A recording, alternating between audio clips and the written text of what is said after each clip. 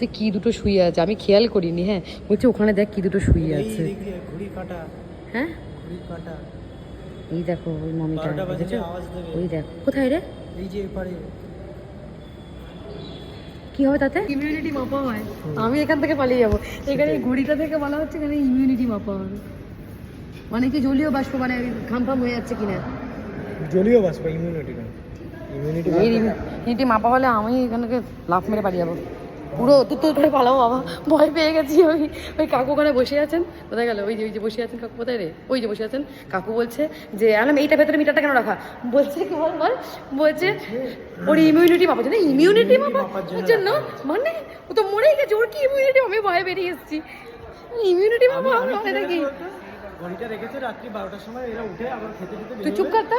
হ্যাঁ ইমিউনিটি মাপা।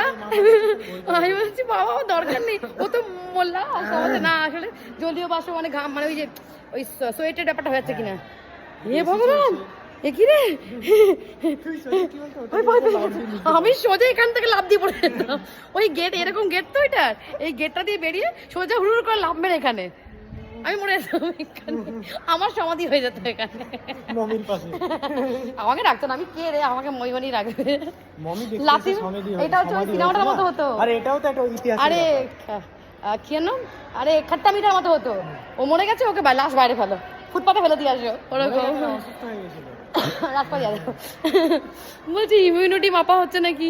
তোমাদেরকেও বলে, তোমার হাসি পাবে না বলো যে এরকম? হাসি বলছি সরি, আমি টেনশনে যাটা বলে কোকে যাচ্ছি। মানে তোমাদেরকেও বলে এর কোনো মমি রাখা আছে, যদি বলে ও আসলে ওখানে ওই ঘড়িটা রাখা আছে, ওই মমির ইমিউনিটি মাপবে।